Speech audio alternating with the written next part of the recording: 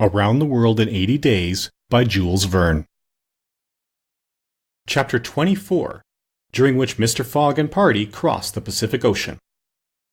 What happened when the pilot boat came in sight of Shanghai will be easily guessed. The signals made by the Tankadera had been seen by the captain of the Yokohama steamer, who, espying the flag at half-mast, had directed his course towards the little craft. Phileas Fogg, after paying the stipulated price of his passage to John Busby, and rewarding that worthy with the additional sum of £550, ascended the steamer with Aouda and Fix, and they started at once for Nagasaki and Yokohama. They reached their destination on the morning of the 14th of November. Phileas Fogg lost no time in going on board the Carnatic, where he learned, to Aouda's great delight, and perhaps to his own though he betrayed no emotion, that Passepartout, a Frenchman, had really arrived on her the day before. The San Francisco steamer was announced to leave that very evening, and it became necessary to find Passepartout if possible without delay. Mr. Fogg applied in vain to the French and English consuls, and after wandering through the streets a long time, began to despair of finding his missing servant. Chance, or perhaps a kind of presentiment, at last led him into the Honourable Mr. Batulcar's theatre. He certainly would not have recognized Passepartout in the eccentric mountebank's costume, but the latter, lying on his back, perceived his master in the gallery. He could not help starting, which so changed the position of his nose as to bring the pyramid pell-mell upon the stage. All this Passepartout learned from Aouda, who recounted to him what had taken place on the voyage from Hong Kong to Shanghai on the Tankadera, in the company with one Mr. Fix. Passepartout did not change countenance on hearing this name.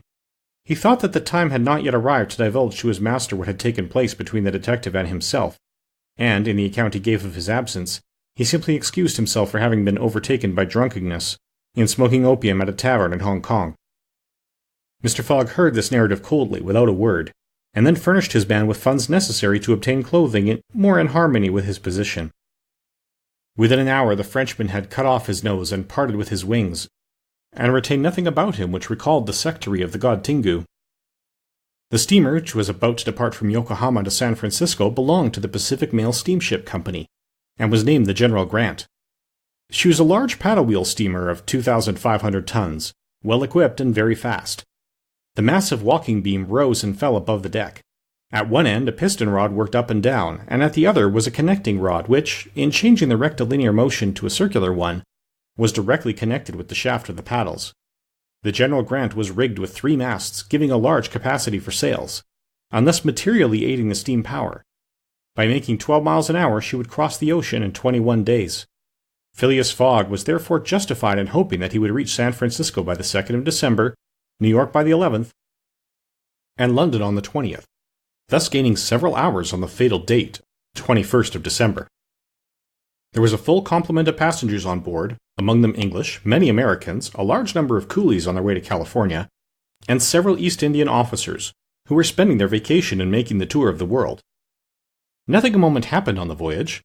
The steamer, sustained on its large paddles, rolled but little, and the Pacific almost justified its name. Mr. Fogg was as calm and taciturn as ever. His young companion felt herself more and more attached to him by other ties than gratitude. His silent but generous nature impressed her more than she thought, and it was almost unconsciously that she yielded to emotions which did not seem to have the least effect upon her protector. Aouda took the keenest interest in his plans, and became impatient at any incident which seemed likely to retard his journey. She often chatted with Passepartout, who did not fail to perceive the state of the lady's heart, and, being the most faithful of domestics, he never exhausted his eulogies of Phileas Fogg's honesty, generosity, and devotion. He took pains to calm Aouda's doubts of a successful termination of the journey, telling her that the most difficult part of it had passed, and now they were beyond the fantastic countries of Japan and China, and were fairly on their way to civilized places again.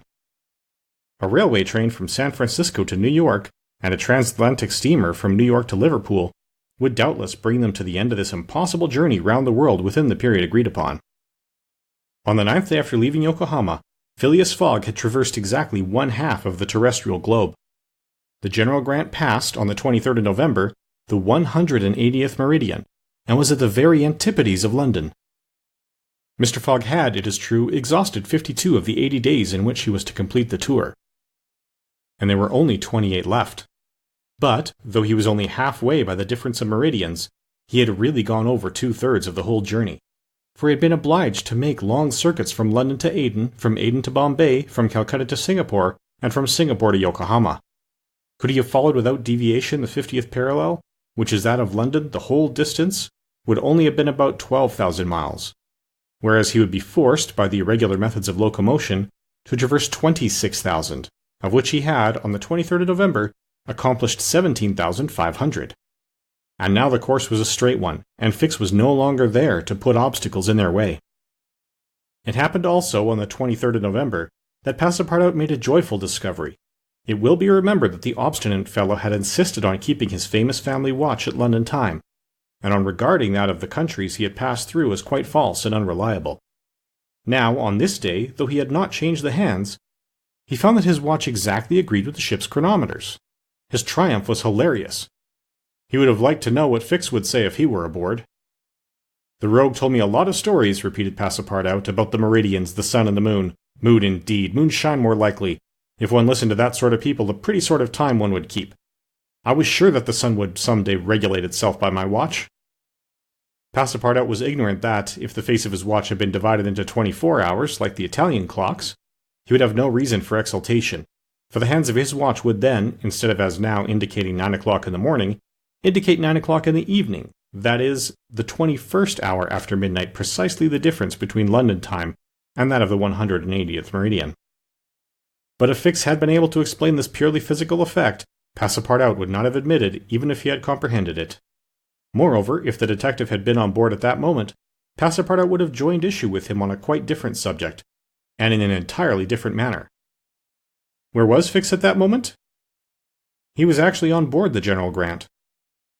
On reaching Yokohama, the detective, leaving Mr. Fogg, whom he expected to meet again during the day, had repaired at once to the English consulate, where he had at last found the warrant of arrest. It had followed him from Bombay and had come by the Carnatic, on which steamer he himself was supposed to be. Fix's disappointment may be imagined when he reflected that the warrant was now useless. Mr. Fogg had left English ground, and it was now necessary to procure his extradition. "Well," thought Fix after a moment of anger, "my warrant is not good here, but it will be in England. The rogue evidently intends to return to his own country, thinking he has thrown the police off his track. Good. I will follow him across the Atlantic. As for the money, heaven grant there may be some left. But the fellow has already spent in travelling, rewards, trials, bail, elephants, and all sorts of charges, more than £5,000. Yet, after all, the bank is rich." His course decided on, he went on board the General Grant, and was there when Mr. Fogg and Aouda arrived. To his utter amazement, he recognized Passepartout, despite his theatrical disguise. He quickly concealed himself in his cabin to avoid an awkward explanation and hoped, thanks to the number of passengers, to remain unperceived by Mr. Fogg's servant. On that very day, however, he met Passepartout face to face on the forward deck. The latter, without a word, made a rush for him, grasped him by the throat, and, much to the amusement of a group of Americans, who immediately began to bet on him, administered to the detective a perfect volley of blows, which proved the great superiority of the French over English pugilistic skill. When Passepartout had finished, he found himself relieved and comforted. Fix got up in a somewhat rumpled condition, and, looking at his adversary, coldly said, "Have you done?" "For this time, yes." "Then let me have a word with you, but in your master's interests." Passepartout seemed to be vanquished by Fix's coolness, for he quietly followed him, and they sat down aside from the rest of the passengers. "You have given me a thrashing," said Fix. "Good, I expected it. Now listen to me. Up to this time I've been Mr. Fogg's adversary. I am now in his game." "Aha!" cried Passepartout. "You are convinced he is an honest man?" "No," replied Fix coldly. "I think him a rascal." "Shh! Don't budge, and let me speak. As long as Mr. Fogg was on English ground, it was for my interest to detain him there until my warrant of arrest arrived. I did everything I could to keep him back. I sent the Bombay priests after him, I got you intoxicated at Hong Kong, I separated you from him, and I made him miss the Yokohama steamer." Passepartout listened with closed fists. "Now," resumed Mr. Fox, "Mr. Fogg seems to be going back to England. Well, I will follow him there. But hereafter I will do as much to keep obstacles out of his way as I have done up to this point to put them in his path. I've changed my game, you see, and simply because it was for my interest to change it. Your interest is the same as mine, for it is only in England that you will ascertain whether you are in the service of a criminal or an honest man." Passepartout listened very attentively to Fix, and was convinced that he spoke with entire good faith. "Are we friends?" asked the detective. "Friends? No," replied Passepartout. "But allies, perhaps. At the least sign of treason, however, I'll twist your neck for you." "Agreed," said the detective quietly. 11 days later, on the 3rd of December, the General Grant entered the Bay of the Golden Gate and reached San Francisco. Mr. Fogg had neither gained nor lost a single day.